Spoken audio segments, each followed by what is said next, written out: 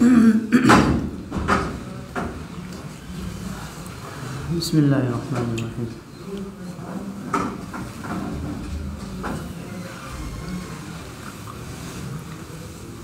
अल्हम्दुलिल्लाहि रब्बिल आलमीन वल्आक़िबतु लिल-मुत्तक़ीन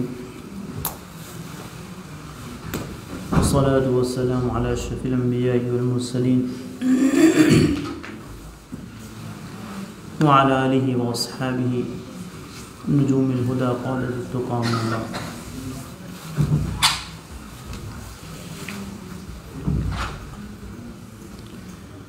बाबुल हस्सी अलल इज़्दियाद मिनल खैरि फ़ी अवाखिरिल उम्र।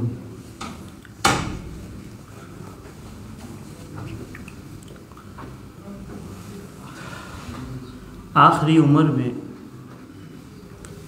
नेक काम करने की तरगीब, नेक काम करने के ऊपर उभारना, इनकरेज करना। क़ाल अल्लाहु तआला अऊज़ु बिल्लाहि मिनश शैतानिर रजीम बिस्मिल्लाहिर रहमानिर रहीम अवलम नुअम्मिरकुम मा यतज़क्करु फ़ीहि मन तज़क्कर व जाअकुमुन नज़ीर। क्या हमने तुमको इतनी उम्र नहीं दी थी कि अगर तुम इसमें सोचना चाहो, कोई अगर इंडिविजुअल सोचना चाहे तो सोच लेता, नसीहत हासिल कर लेता, और फिर हमने तुम्हारे पास नज़ीर यानी डराने वाला भी भेजा था। ये जो बाब है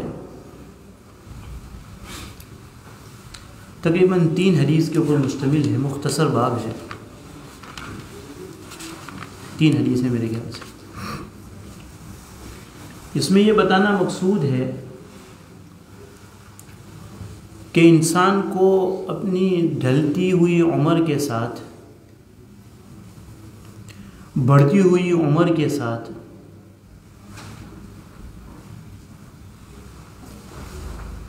आखिरी उम्र में नेकियों की तरफ ज़्यादा राग़िब हो जाना चाहिए, नेकियों की तरफ, नेकियों के करने में ज़्यादा मशगूल हो जाना चाहिए।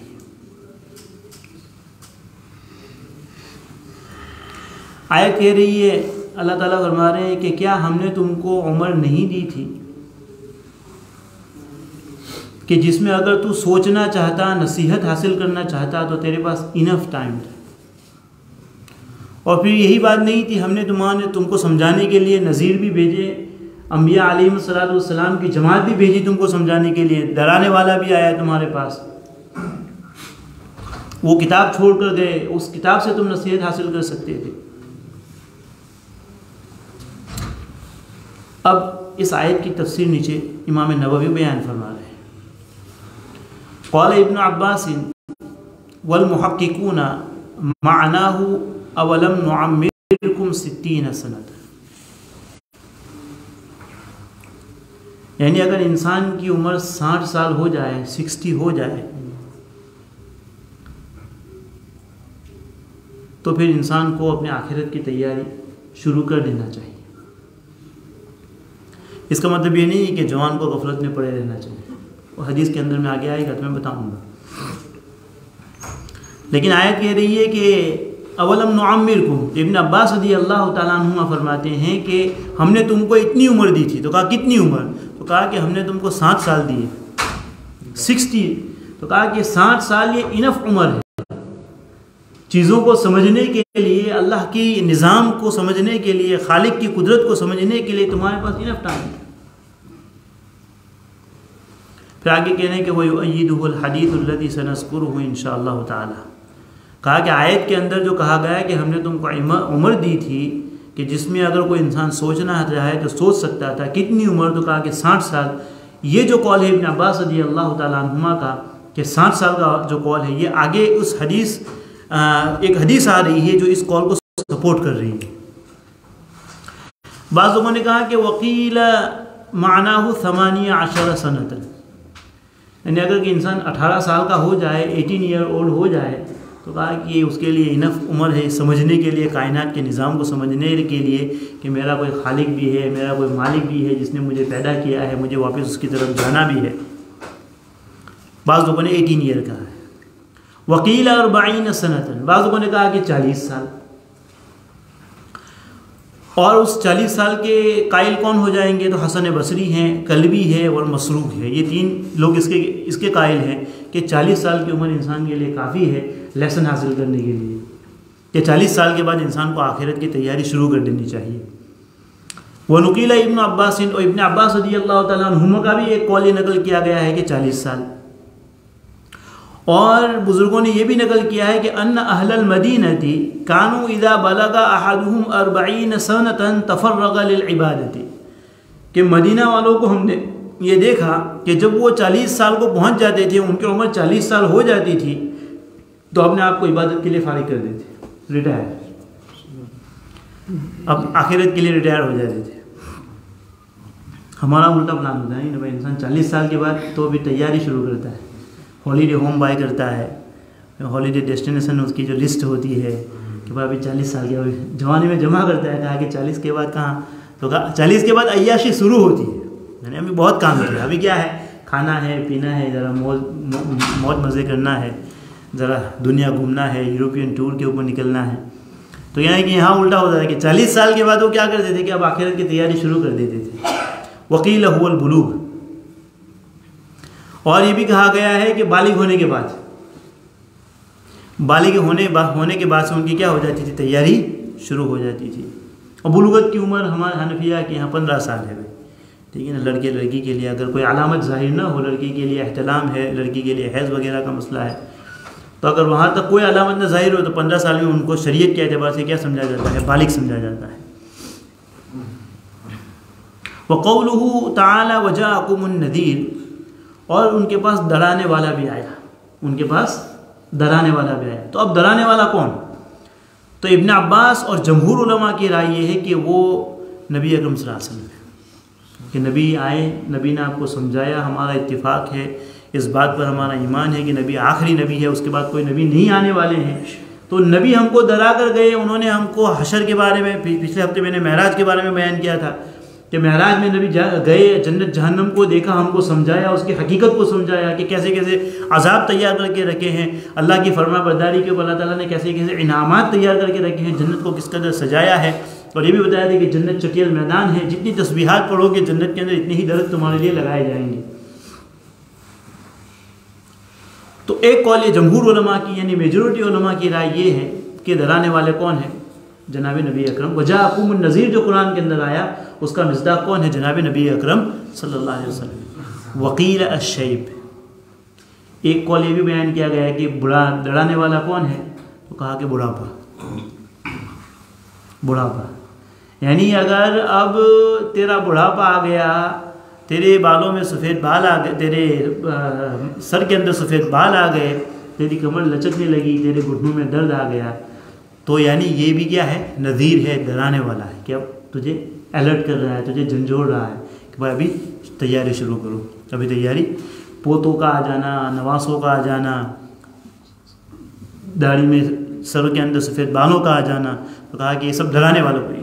हदीस एक माना ये भी बयान किया है कि शैब, ये डराने वाला है, यानी हम कहते हैं ना कि भाई कम से कम इत्तिला तो कर दिया कर, मेहमान आते तो कहते हैं कि भाई कम से कम इत्तिला कर देते।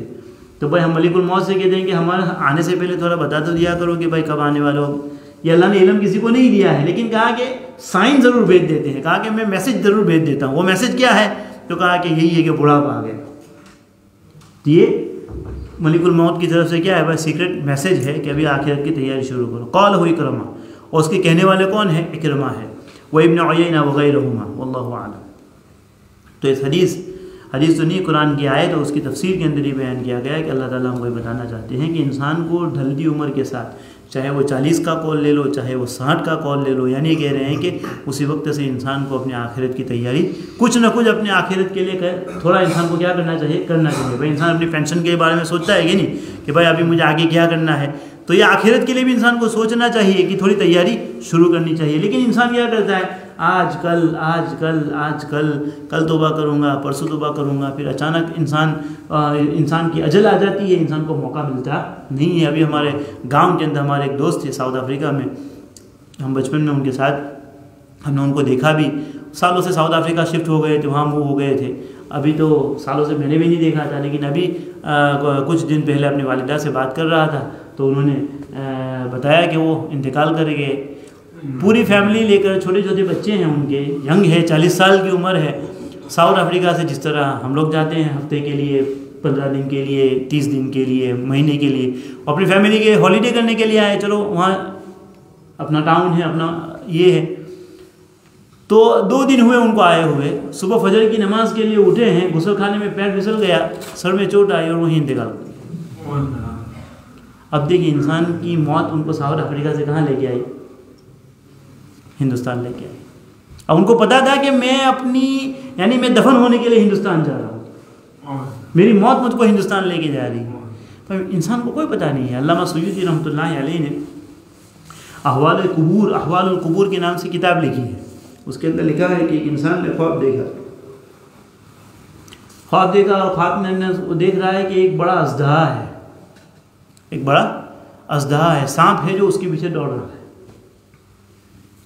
एक बड़ा अजदहा है जो उसको फॉलो कर रहा है, उसके पीछे भाग रहा है। अभी अपनी जान बचाने के लिए भाग रहा है ख्वाब के अंदर। भागते भागते रास्ते में एक दरख्त आया तो दरख्त के ऊपर चढ़ गए अपनी जान बचाने के लिए। दरख्त के सांप उसके ऊपर तो नहीं चढ़ सकता। तो दरख्त के ऊपर वो जब बैठा है अपनी जान बचाने के लिए टहनी के ऊपर, तो देखा है कि वहां बड़े बड़े 2 चूहे हैं। एक काला चूहा है, एक सफेद चूहा है, और वो उस टहनी को बाइट कर रहे हैं, उसको खा रहे हैं जिसके ऊपर ये बैठा हुआ, जिसके ऊपर वो बैठा हुआ। उसने कहा कि ये तो बड़े बड़े चूहे, इसने टहनी को खा लिया तो मैं तो वैसे भी नीचे गिर जाऊंगा। तो जिस अजदहे से मैं बच के चला हूँ, जिससे मैं भाग के चला हूँ, तो वापस उसी का मैं लुकमा बन जाऊंगा। तो वो दरख्त से उठा और भागना शुरू किया वापस। अब भागना शुरू किया, रास्ते में उसको एक बूढ़ा मिला। और कहने लगा कि मेरी मदद कर दो। ख्वाबी के अंदर उसको कह रहा है कि मेरी मदद कर दो, कि एक बड़ा अजदहा मेरे पीछे पड़ा हुआ है, मुझे फॉलो कर रहा है और मैं उससे अपनी जान बचाने के लिए भाग रहा हूँ। तो वो बूढ़ा आदमी कहने लगा कि भाई मैं इतना कमज़ोर इंसान हूँ कि मैं मुश्किल से खुद चल रहा हूँ, मैं तुमको क्या बचाऊँगा? यानी मेरे पास इतनी ताकत ही नहीं है, मैं तुमको कैसे बचाऊँ? हाँ, लेकिन इस पहाड़ के पीछे कुछ गिलमान है, कुछ बच्चे हैं, आप वहाँ चले जाओ, शायद कि तुम्हारी कोई मदद हो जाए, वो तुम्हें बचाएंगे। तो कहा वो कौन बच्चे हैं? तो कहा कि वो बच्चे हैं जो आदम बुलूगत की हालत में, नाबालिगी की हालत में अल्लाह के यहाँ चले गए, मर गए। तो उसने कहा कि मेरी भी एक बेटी चली गई है नाबालिगी की हालत में, बचपने की हालत में मैंने अपनी एक बेटी को खोया है। तो कहा कि तुम वहाँ जाके आवाज़ लगाना, शायद कि तुम्हारी कोई मदद हो जाए और तुम्हारी आवाज़ पहचान ले। तो वो उस पहाड़ के पीछे गया और वहाँ जाकर उसने अपनी बेटी को पुकारा। तो उसकी बेटी उनकी वालिद की आवाज़ सुन के आ गई। अब यही वो मसला भी निकलता है कि भाई जो बच्चे आदम बुलूगत की हालत में मर जाते हैं वो कहाँ जाएंगे? मुसलमानों के बच्चों का तो सवाल नहीं है कि अपने वालिदैन की ताबे, लेकिन वो बच्चे जो मुशरिकीन के बच्चे हैं वो बच्चे कहाँ जाएंगे? तो उसमें उलमा की बड़ी लहदे आपस में, तकरीबन 14 कौल है, अलग अलग उलमा की राय है इसके। किसी ने कहा कि वो आराफ के अंदर होंगे, जन्नत और जहन्नम के बीच में। बाद लोगों ने कहा कि अगर अल्लाह के इल्म में उनका बालिग होने के बाद मुसलमान होना मुकद्दर होगा, अल्लाह जानता होगा कि मुसलमान होने वाले हैं, तो जन्नत में। और अगर अल्लाह के इल्म में ये होगा कि बालिग होने के बाद मुशरिक ही रहने वाले हैं, तो फिर वो जन्नत में जाएंगे। बाद लोगों ने कहा कि अल्लाह उनका इम्तिहान लेगा, और इम्तिहान में कामयाब हुए तो जन्नत में, वरना जहन्नम में। तो बाद लोगों ने कहा कि इनको जन्नत में जन्नतियों का खादिम बनाया जाएगा। इमाम अबू हनीफा रहमतुल्लाह अलैह से पूछा गया कि आपकी क्या राय है? तो इमाम अबू हनीफा रहमतुल्लाह अलैह फरमाते हैं कि तवक्कुफ, यानी उसमें इतनी अलग अलग रिवायात आई है, हदीस में उसका इतने अलग अलग ओपिनियंस आए हैं। इमाम अबू हनीफा रहमतुल्लाह फरमाते हैं कि मैं इसमें कुछ नहीं कहता, खामोश रहना बेहतर है, क्योंकि बहुत अलग अलग रिवायत है, किसी से कुछ मालूम हो रहा है, किसी से कुछ मालूम हो रहा है, ठीक है ना भाई? तो हर जगह बोलना इल्म नहीं है, किसी जगह खामोश रहना ये भी क्या है? इल्म है। हर जगह इंसान को अपनी हाजिरी साबित करना ज़रूरी नहीं है। इमाम हनीफा फरमाते हैं कि तवक्कुफ, मैं कुछ नहीं कहता, क्योंकि इसमें रिवायत इतनी अलग अलग है तो मैं क्या कहूँ उसके अंदर। इमाम हुसैन ने खामोश किया, तवक्कुफ उनका कौल। तो खैर, तो वो साहब ने अपनी बेटी को पुकारा, उनकी बेटी आई, उनके गले लग गई, तो कहा कि क्या हुआ, तो कहा कि एक अजदहा मेरे पीछे दौड़ रहा है। तो बेटी ने उनको कहा कि अब्बू तुम्हारे पास अभी भी वक्त है, तुम तौबा कर लो अल्लाह से, तुम अभी ही क्या कर लो, तौबा कर लो। तो बेटी ने अपने वालिद साहब को ये सजेशन दिया कि अब्बू तुम अभी तौबा कर लो। जैसी ही उसके वालिद ने अपनी बेटी के सामने तौबा की कि मैं अपने तमाम गुनाहों से तौबा करता हूँ, वो अजदहा करीब आके चल गया। वो करीब आया, उसको खाना पाया, उसको खा ना सका, उसको बाइट ही करने वाला था कि वो जल गया। किसी मुअब्बिर से, किसी ताबीर जानने वाले से जो ताबीर का इल्म रखता है, ये भी एक बड़ा लतीफ़ इल्म है, उसकी ताबीर पूछी गई, उसकी ताबीर पूछी गई कि ये जो अजदहा मैंने देखा था ये तो ख्वाब था ना। तो ताबीर देने वाले ने उसका जवाब ये दिया कि वो जो अजदहा जो तुमको फॉलो कर रहा था, तुम्हारे पीछे भाग रहा था, तुमको खाने के लिए आ रहा था, ये तुम्हारे गुनाह थे, कि तुम्हारे गुनाह थे। और उससे बचने के लिए तुम दरख्त के ऊपर जो गए थे, और उस दरख्त के ऊपर जो दो चूहे थे जो उस टहनी को खा रहे थे, उस टहनी को तोड़ रहे थे, एक सफ़ेद था और एक काला था, वो रात और दिन थे। वो क्या थे? रात और दिन थे। और उस टहनी से, उस दरख्त से उतरकर तुम जो आगे भागे हो, और रास्ते के अंदर जो वो बूढ़ा इंसान जो मिला है तुमको, वो तुम्हारे नेक अमाल है, वो तुम्हारे नेक अमाल है। यानी तुम्हारे गुनाह तुमको जहन्नम की तरफ ले जा रहे हैं। तुम्हारे गुनाह इतने ज़्यादा है कि दिन और रात गफलत के अंदर गुजर रहे हैं, तुमने अभी भी तौबा की नहीं है। और जो कुछ नेक अमाल है वो इतने कमज़ोर है, इतने वीक है कि वो नेक अमाल तुमको बचा भी सकते, अल्लाह के अज़ाब से तुमको नहीं बचा सकते, इतने कमज़ोर है तुम्हारे नेक अमाल। तो फिर वो बेटी ने कहा कि अब्बू तौबा कर लो, अभी भी तुम्हारे पास वक्त है। तो तौबा की, और तौबा की वजह से क्या हुआ कि अब वो जो अल्लाह का अज़ाब उसके पास आ रहा था, वो क्या हो गया? ख़त्म हो गया। तो भाई कुरान कहता है कि क्या हमने तुमको इतनी उम्र नहीं दी? इंसान किस इंतज़ार में है? 40 के बाद, 60 के बाद, कुरान ये कहते हैं कि अवलम नुअम्मिरकुम मा यतज़क्करू, क्या हमने तुमको उम्र नहीं दी कि जिसमें तुम सोचना चाहो तो सोच सकते हो? वजाअकुमुन नज़ीर, डराने वाला भी तुम्हारे पास आया। तो 60 साल की उम्र, 40 साल की उम्र, ये कुरान की आयत की जो मुफस्सिरीन हैं वो कह रहे हैं कि भाई 60 साल की उम्र तो काफ़ी है इंसान के लिए। अब इंसान की तवज्जो किसकी तरफ हो जानी चाहिए? अल्लाह रब्बुल इज़्ज़त की तरफ हो जानी चाहिए। दूसरी हदीस अबी हुरैरा रज़ियल्लाहु तआला अन्हु नबी सल्लल्लाहु अलैहि वसल्लम, इसमें भी वही मज़मून है। अन नबी सल्लल्लाहु अलैहि वसल्लम क़ाल अअज़रन नासु इला इम्रिइन अख़र अजलहु हत्ता बलग 60 सनतन। ये वो हदीस है जिसको मुसन्निफ़ रहमतुल्लाह अलैहि, इमाम नववी रहमतुल्लाह अलैहि कह रहे थे कि आगे हम एक हदीस लाएंगे जो उस आयत के लिए सपोर्ट होगी कि 60 साल की उम्र इंसान के लिए इनफ है नसीहत हासिल करने के लिए, आखिरत की तैयारी करने के लिए। हदीस के अंदर है, अबू हुरैरा रज़ियल्लाहु तआला अन्हु बयान फरमाते हैं कि आप सल्लल्लाहु अलैहि वसल्लम ने फरमाया कि आदमी को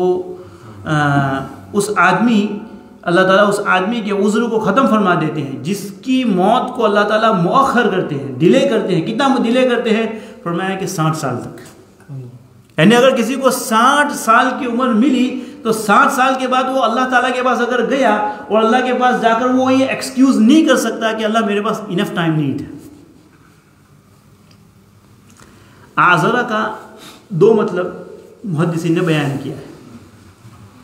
पर इंसान जब एक बच्चा होगा तो बच्चा अगर इंतकाल कर गया तो अल्लाह की बारगाह में एक्सक्यूज़ करेगा ना कि अल्लाह मेरे पास तो टाइम ही नहीं था, और मैं तो इस हाल में तेरे पास आया हूँ कि तो मेरे तो नामा अमाल भी नहीं शुरू हुए। जवान आदमी ये कर सकता है कि अल्लाह मुझे वक्त नहीं मिला। इंसान बच्चा होता है, बच्चे होते हैं ना, बच्चे तो जब बड़ों के पास देखते हैं अच्छे अच्छे गैजेट देखते हैं, अच्छी अच्छी गाड़ियाँ देखते हैं, तो कहते हैं कि यार कब बड़ा होऊंगा कब बड़ा होऊंगा। और जो नौजवान होते हैं तो वो जब किसी रिटायर्स को देखते हैं कि माशाल्लाह पूरे दिन मस्जिद में बैठ के तिलावत कर रहे हैं, 6 महीने इंडिया रह के आते हैं, 6 महीने और 6 महीने यहाँ रहते हैं, तो वो नौजवान इंसान सोचता है यार कब रिटायर होंगे ये साइकिल है ना। वो सोच रहा है कि बड़ा होना है, बड़ा सोच रहा है कि बूढ़ा होना है। अब बूढ़ा क्या सोचेगा, उसके पास तो कोई है ही नहीं अभी, यानी उसके पास तो कोई अभी आगे क्या जाएगा, क्योंकि उसके बाद जो कुहूलत आती है, अढेर उम्र आती है, जिससे तो खुद नबी ने पना चाहिए। अल्लाह ऐसी उम्र से, कहूलत से मेरी हिफाजत फरमा कि जिसमें इंसान का होश भी बाकी ना हो, इंसान की तबीयत भी बाकी ना हो, इंसान दूसरों का मोहताज बन जाए। ऐसी उम्र से तो अल्लाह के हबीब ने पनाह मांगी। तो भाई हदीस कह रही है कि जब अब बूढ़ा हो गया, अब तो तेरा कोई शौक ही बाकी नहीं रहा। अब तो तुझे क्या करनी चाहिए, आखिरत की तरफ, अल्लाह की तरफ, यानी तुझे दौड़ लगानी चाहिए, खूब तुझे तैयारी में लग जाना चाहिए। तो आज़रा के अंदर फरमाया है कि भाई अल्लाह ताला, एक मतलब तो ये हो सकता है कि भाई इफ़आल के अंदर ये इफ़आल का हमज़ा है वो सल्ब के लिए आता है, यानी उस इंसान के लिए अल्लाह ताला कोई उज़्र बाकी नहीं रखता है। कोई बुरा इंसान जिसने 40 साल पाए, 60 साल पाए अपनी उम्र के, वो अल्लाह के दरबार में जा गया, अल्लाह ताला ने पूछा कि क्या लेकर आया है, तो ये नहीं कह सकता कि मेरे पास इनफ टाइम नहीं। आज़र हमज़ा इफ़ाल का सल्ब के लिए आता है, यानी अल्लाह उसके उज़्र को ख़त्म कर देता है, अल्लाह उसके उज़्र को एक्सक्यूज़ को ख़त्म कर देता है जब अल्लाह ताला ने उसको कितनी उम्र दी, 7 साल की उम्र दी। एक मतलब ये हुआ।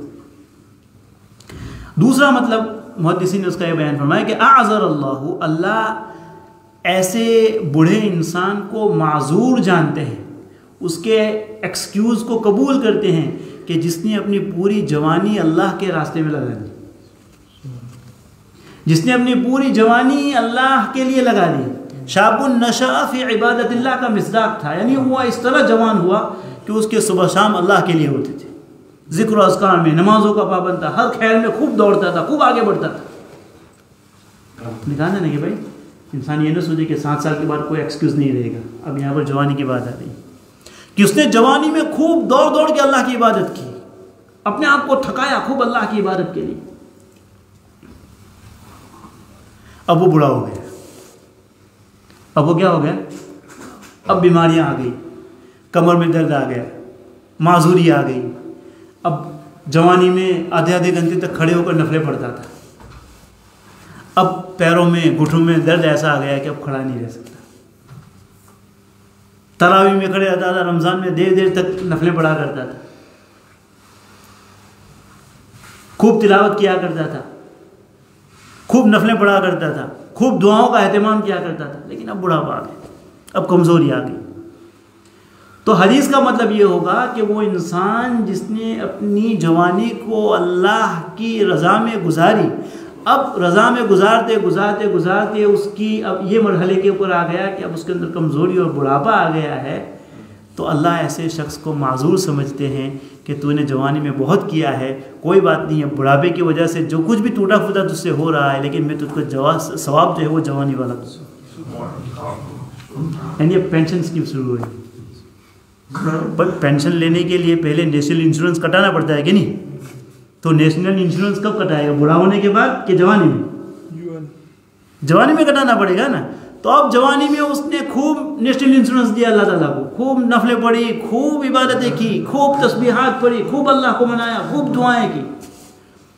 तो भाई जब दुनिया का एक बॉस है कि नहीं, जिसके दिल में ये रहम आता है कि ये मेरे यहाँ 30 साल से काम कर रहा है, मैं उसका पेंशन शुरू कर दूँ, ये मेरा लॉयल है, 40 साल से मेरे यहाँ काम कर रहा है, उसने 40 साल नेशनल इंश्योरेंस दिया है, तो ये एक दुनिया की गवर्नमेंट का एक कानून है कि वो तुमको पेंशन देती है, तो क्या मेरा रब इतना बखील है नऊज़ुबिल्लाह, जिसके खजाने में कोई कमी नहीं, वो देखता है ना कि भाई ये तो पूरी जवानी गुजार के आया है। तो कहा कि ठीक है, तो जवानी के अंदर खूब अवाबिन पढ़ा करता था, अब बूढ़ा हो गया तो नहीं पढ़ सकता है, तो चल मैं वैसे ही तुझे अवाबिन का सवाब देता हूँ। तो जवानी में रात में उठ जाया करता था, 5 घंटे की नींद तुझे काफ़ी हो जाया करती थी, तो तहज्जुद में उठ जाया करता था। अब तो बूढ़ा हो गया है, अब तुझे 3 मरतबा इस्तिंजे के लिए उठना पड़ता है, तुझे इस्तिंजे के लिए जाना पड़ता है, तुझे पेशाब खाने में जाना पड़ता है, अब तेरा वुज़ू नहीं रहता है, तो तू इतनी लंबी नमाज नहीं पढ़ सकता है। कोई बात नहीं, कोई बात नहीं, तुझे जवानी का सवाब मिलेगा। तो कहने कि अल्लाह माजूर जानते हैं। 2 मतलब है, एक पॉजिटिव एक नेगेटिव।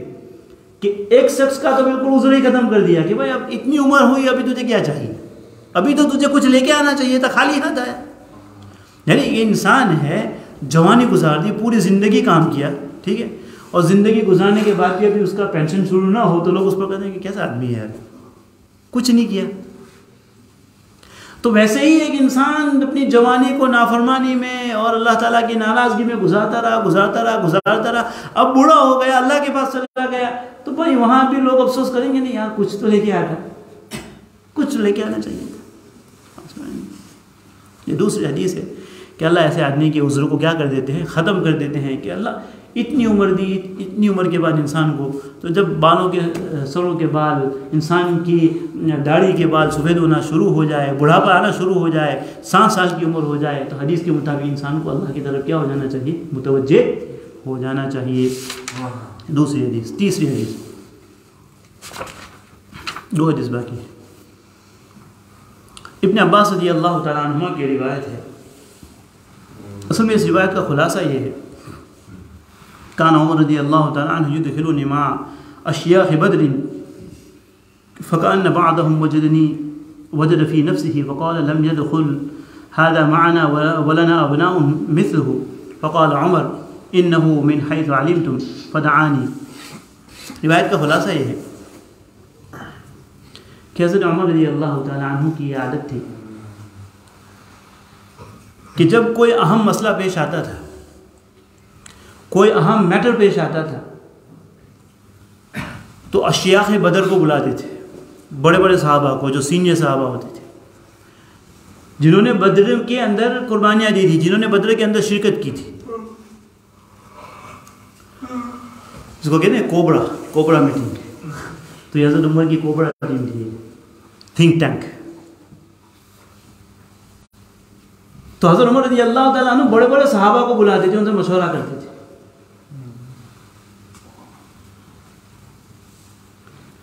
तो हज़रत उमर रज़ी अल्लाह तआला अन्हु अपनी इस प्राइवेट मीटिंग के अंदर, जो कभी कोई अहम मसला होता था, कोई अहम मैटर होता था जिसको डिस्कस करना होता था, मशवरा करना होता था, तो जहाँ बड़े बड़े सीनियर सहाबाज होते थे, हज़रत जनाब नबी अकरम सल्लल्लाहु अलैहि वसल्लम हज़रत अब्दुल्लाह इब्न अब्बास को भी बुलाते थे। किन को बुलाते थे? सैयदना अब्दुल्लाह इब्न अब्बास। ये हज़रत उमर का ज़माना था भाई, ठीक है। और उसके बाद भी ऐसा खैरुल कुरून में ऐसे बादशाह गुजरे हैं कि जिनके पास हर वक्त उलमा की एक जमात रहती थी। वो इसलिए नहीं कि चापलूसी के लिए नहीं, वो ये चाहते थे कि मेरा हर फैसला शरीयत के मुताबिक हो, शरीयत की बाउंड्री के अंदर, जो हमको हलाल और हराम के तरीके समझाए, कि कम अज़ कम अगर इनके पास सॉल्यूशन हो तो कम अज़ कम इनकी दुआएं तो मिलेगी। आजकल की जो उनकी जो मुशावरत होती थी, उनकी जो मजलिसें होती थी, वो आजकल की पार्लियामेंट की तरह नहीं कि वो कोई कुर्सी उठा के एक दूसरे को मार रहे हैं, कोई माइक मार रहा है, कोई जूते मार रहा है और किसी को गालियाँ दे रहा है कोई। वहाँ तो सब इल्मी बातें कुरान और हदीस के मुताबिक होता था। दुनिया के बादशाह तो क्या होते हैं भाई, इनका तो अगर खुश हो गए तो नवाज दिया, और अगर किसी के नाराज़ हो गए तो उड़ा दिया, उसको गर्दन उड़ा दी। एक बादशाह ने एक मरतबा कहा, उसके से बैठे हुए जो लोग, पूरा मजमा था, कहा कि मैं एक सवाल करता हूँ, कोई है जो मेरी चैलेंज को कबूल करता है, मेरे सवाल का जवाब दे, सही जवाब पर इनाम मिलेगा और गलत जवाब के ऊपर पकड़ होगी। तो बादशाहों का तरीका यही होता है। अब बार बार कह रहा है कि कोई है जो मेरी चैलेंज को कबूल करे, कोई है जो मेरे चैलेंज को कबूल करे, किसी की, क्योंकि भाई कोई अपनी जान गंवाना चाहता, क्योंकि बादशाह का कभी कब उसका दिमाग हट जाए कोई नहीं कह सकता। तो एक था मन चला उसके अंदर, वो खड़ा हो गया, कहा कि मैं तैयार हूँ। बादशाह ने कहा कि श्योर है तू मेरे सवाल का जवाब देगा? तो कहा। अब देखिए दुनिया के बादशाह कैसे होते, बस बादशाह ने कहा कि हथेली के अंदर बाल क्यों नहीं है। क्या सवाल किया? हथेली के अंदर, मेरी हथेली के अंदर बाल क्यों नहीं है? बादशाह ने सवाल किया। अब हमारे जैसा कोई होता तो गर्दन कटा के गई काम से। तो वो था, वैसे तो नहीं खड़ा हुआ था, उसके पास कॉन्फिडेंस होगा तभी तो खड़ा हुआ था। उसने कहा कि असल में बादशाह साहब तुम्हारी हथेली में बाल इसलिए नहीं है कि आप सगी बहुत हैं, आप जनरस बहुत हैं, आप 2 हाथ भर भर के लोगों को देते हैं, इसकी वजह से आपके हाथों के सारे बाल क्या हो गए। बादशाह ने कहा इसको इनाम दो, इसको क्या दो? इनाम दो। फिर बादशाह ने दूसरा सवाल किया कि अच्छा मेरी हथेली में इसलिए नहीं है क्योंकि मैं जनरस हूँ, लेकिन तेरी हथेली में बाल क्यों नहीं है? अब कहाँ जाएगा? तेरी हथेली में तो बाल नहीं है। तो ऐसे तो नहीं खड़ा हुआ था। उसने कहा कि हज़रत हुजूर असल ये है कि आप 2 हाथ भर के देते हैं और मैं दोनों हाथ भर के लेता हूँ। तो आपके देने की वजह से नहीं है और मेरे लेने की वजह से नहीं है, तो दोनों हाथ निकल गए। बादशाह बहुत खुश हो गया, कहा और इनाम दो। फिर बादशाह ने कहा कि अच्छा मेरे हाथ में इसलिए नहीं है, तुम्हारे हाथ में इसलिए नहीं है, लेकिन ये जो सारे लोग बैठे हैं उनके हाथ में क्यों नहीं है? उनके हाथ में क्यों नहीं? तो उसने कहा कि असल में बादशाह सलामत, आप जो मुझे देते हैं ना तो ये लोग जलते हैं, तो ये कफ़े अफसोस, यानी ये लोग हसरत करते हैं कि यार इसको मिल रहा है हमको नहीं मिल रहा है, तो अपने हाथ घिस घिस के इन्होंने अपने बाल गिरा दिए। तो ये दुनिया के बादशाह थे। हज़रत उमर का तो मकाम ही अलग था, उनका तो एक रौब था। इब्ने अब्बास को बुलाते थे अपनी इस अहम, और इब्ने अब्बास कितने थे? अब अश्याख बदर की बात हो रही है, जो सीनियर सहाबा जिनके लिए कुरान बशारत नाजिल कर रहा है, जिन्होंने बदर के कुरान कहना है कि अब तुम जो चाहो करो, अल्लाह ने तुम्हें माफ़ कर दिया। इतना बड़ा मकाम बदरीन का। ऐसे सहाबा के अंदर एक बच्चे को बुला रहे हैं। हज़रत अब्दुल्ला इब्ने अब्बास के गालिबन हज़रत जनाब नबी अकरम सल्लल्लाहु अलैहि वसल्लम का जब इंतकाल हुआ है तो अब्दुल्ला इब्ने अब्बास रज़ी अल्लाह तआला अन्हुमा की उम्र तकरीबन थी 13 साल, 13 साल। हज़रत उमर, हज़रत अबू बकर सिद्दीक़ रज़ी अल्लाह तआला अन्हु की खिलाफत ले लीजिए 2-2.5 साल, तो 15 ले लीजिए, 15-16। हज़रत उमर की खिलाफत के ज़माने में अगर 2-3 साल और गिन लीजिए, चलो 17-18 ईयर्स, 18 साल का बच्चा जिसको हज़रत उमर अपनी मशवरे के अंदर बुला रहे हैं। अब सहाबा जो थे ना आपस में, और मुहद्दिसीन ने लिखा है कि ये बात हज़रत अब्दुर्रहमान इब्न औफ के दिल में आई थी रज़ी अल्लाह तआला, और ये कोई जलसी नहीं थी।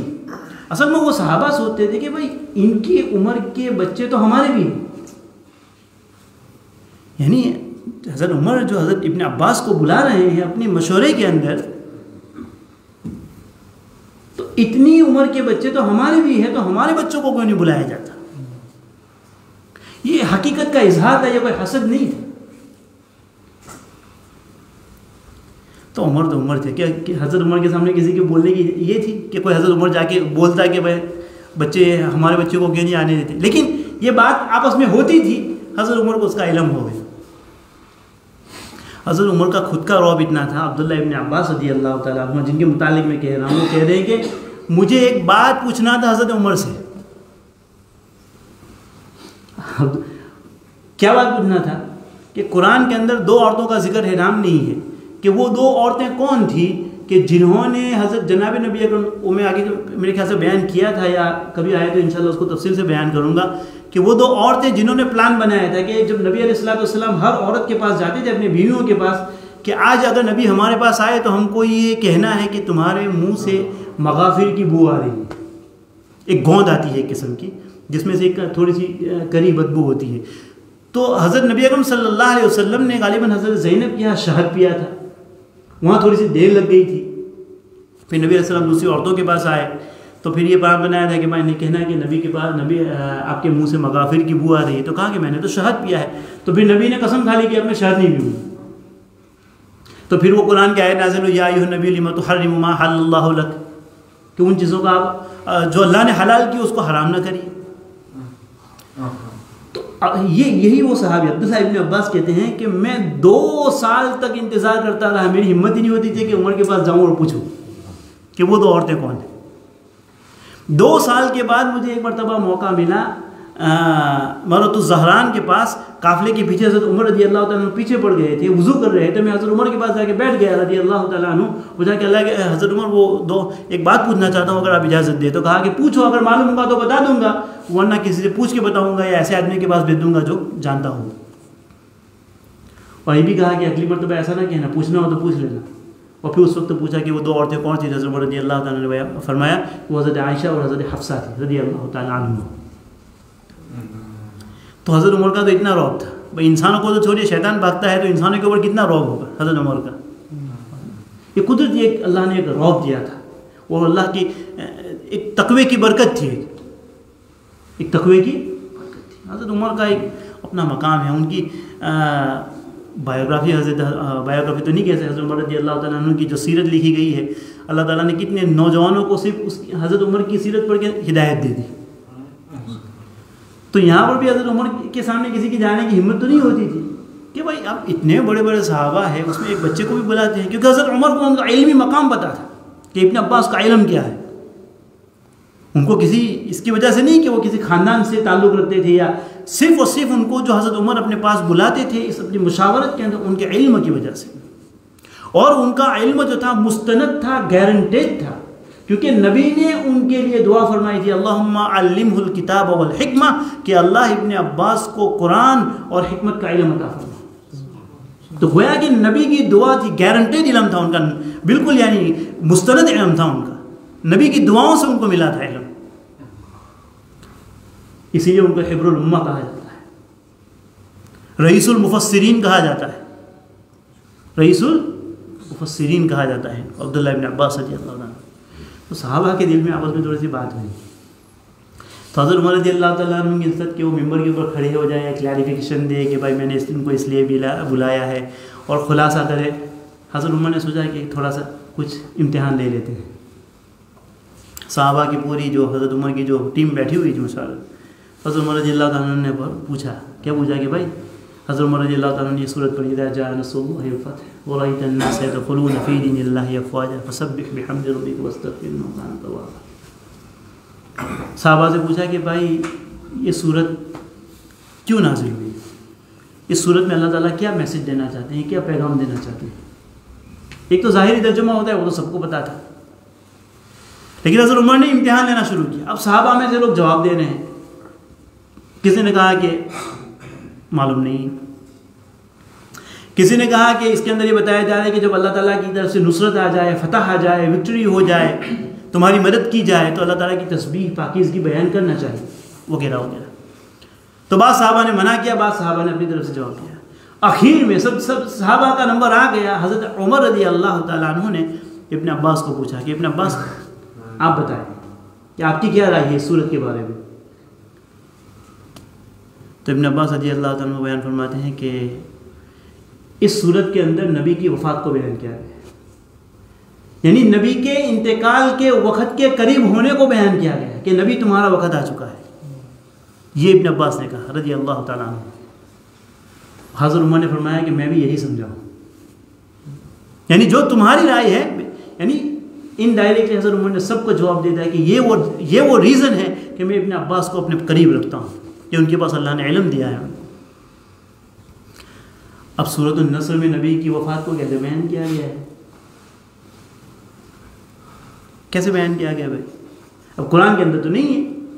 असल में भाई देखिए कि नबी अलैहिस्सलातु वस्सलाम को अल्लाह ताला ने मिशन लेकर भेजा था, एक मिशन लेकर भेजा था, इस्लाम लेकर भेजा था, दावत लेकर भेजा था, लोगों को अल्लाह की तरफ बुलाने के लिए भेजा था। अब मक्का जो है, मक्का जो है, अल्लाह ताला ने जब दुनिया को बनाया तो सबसे पहले किसको बनाया? मक्कतुल मुकर्रमा की, काबतुल्लाह की ज़मीन को बनाया, फिर वहाँ से पूरी दुनिया की ज़मीन को फैलाया है। इसीलिए मक्का को क्या कहा जाता है? उम्मुल कुरा। क्या कहा जाता है? उम्मुल कुरा, सारी दुनिया की माँ, मिडल, वही से अल्लाह ने पूरी दुनिया बनाई। तो इज़ा जाअ नस्रुल्लाहि वल फतह के अंदर फतह मक्का को बयान किया गया है। फतह कि अब मक्का जब फतह हो गया तो इस्लाम जो है मिडल के अंदर आ गया, जो मेन पार्ट है जहाँ से दुनिया बनी है उस मेन लैंड के अंदर जब इस्लाम आ गया है, तो अब जब रूट के अंदर इस्लाम आ गया है, तो इस्लाम अब पूरी दुनिया में पहुंचेगा। अब इस्लाम पूरी दुनिया में पहुंचेगा। तो अल्लाह के हबीब को मिशन लेकर भेजा गया था, काम लेकर भेजा गया, और जब काम खत्म होता है, काम क्या होता है भाई, खत्म होता है, तो हर इंसान अपने बंदे को क्या कर लेता है, वापस बुला लेता है कि आ जाओ भाई, तुम्हारा काम क्या हो गया, खत्म हो गया, तुम्हारा काम क्या हो गया, खत्म हो गया। फसब्बिह बिहम्दि रब्बिका वस्तगफिर, अल्लाह की तस्बीह पाकीज़गी बयान करो, इस्तिग़फ़ार बयान करो। ये यानी इस तरह से नबी की वफ़ात को बयान किया गया है। और उसके ऊपर दूसरी दलील अल्लामा इब्न क़य्यिम जौज़ी रहमतुल्लाह अलैहि फरमाते हैं कि भाई अल्लाह ताला ने हमें हर इबादत के आखिर में, हर काम के आखिर में क्या सिखाया, इस्तिग़फ़ार सिखाया। क्या सिखाया, इस्तिग़फ़ार सिखाया। नमाज खत्म हुई तो अस्तग़फ़िरुल्लाह,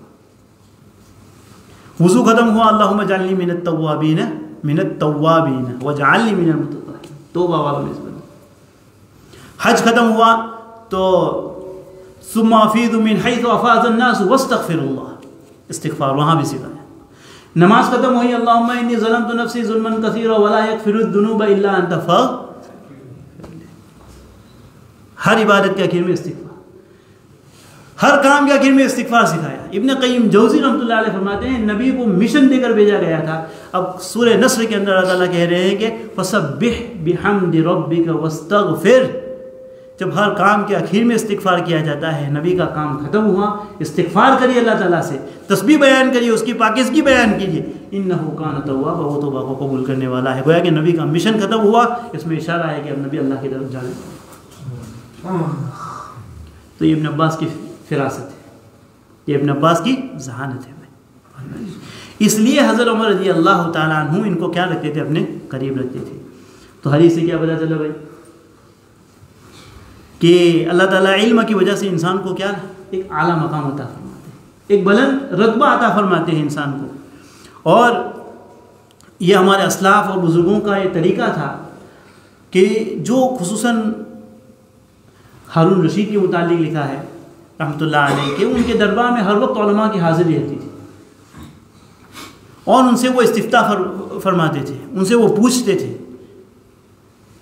अपने मामलात के अंदर उनसे मशवरा करते थे। तो ये हमारे असलाफ़ का तरीका रहा है कि उस वक्त हर वक्त वो अपने पास उलमा की क्या रखते थे, एक जमात और एक टीम रखते थे, ताकि उनसे क्या किया जा सके, मशवरा किया जा सके।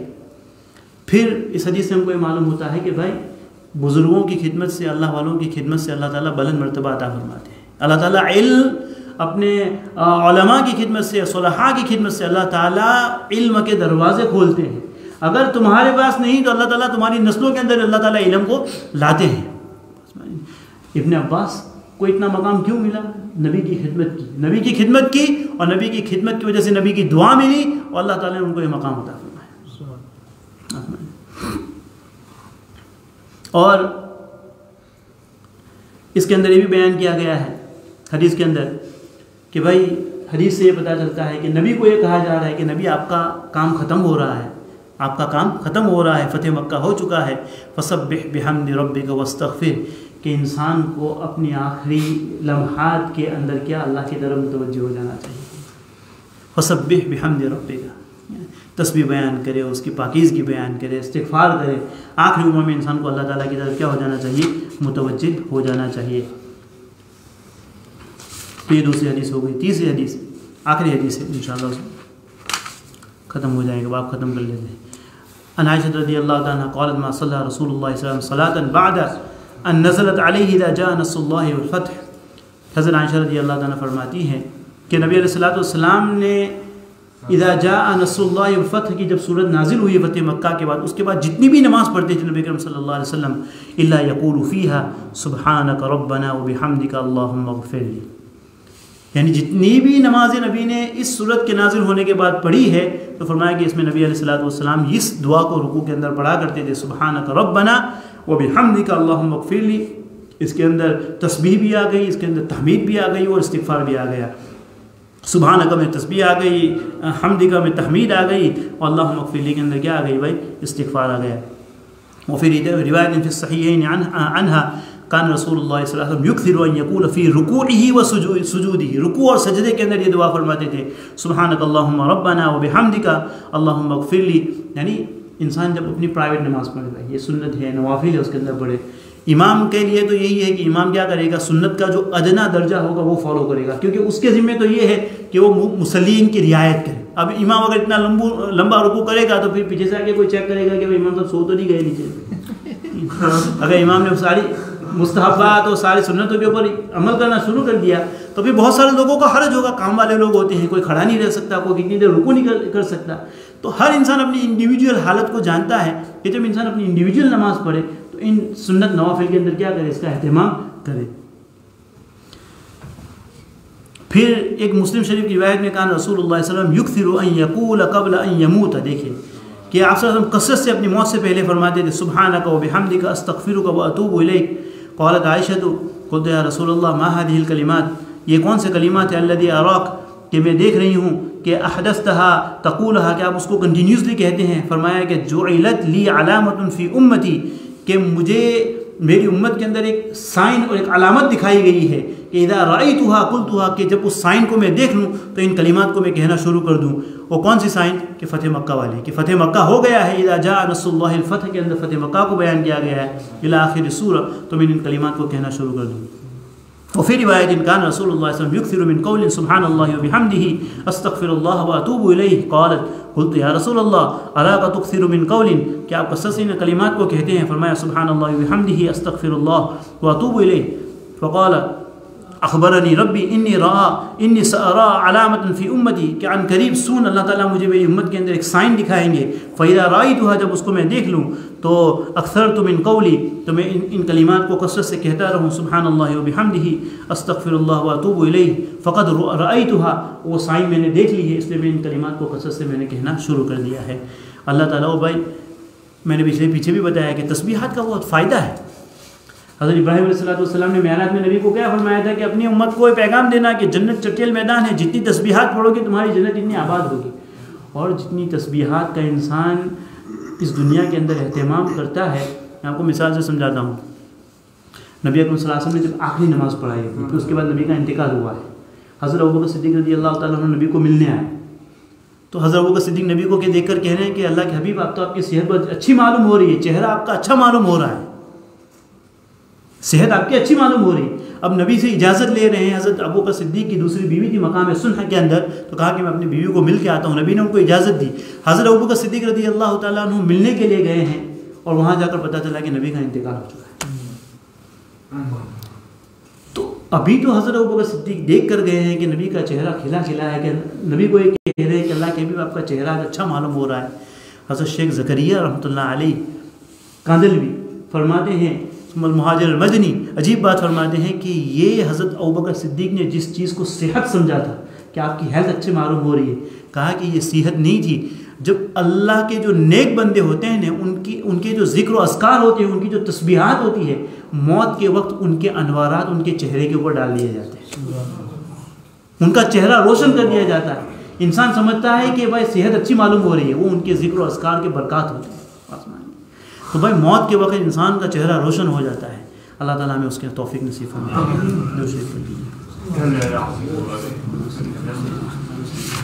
सुभान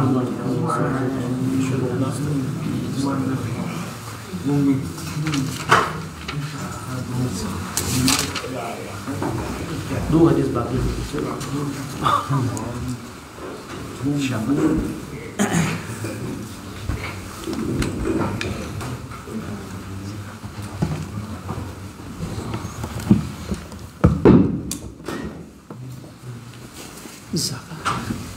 या रब्बना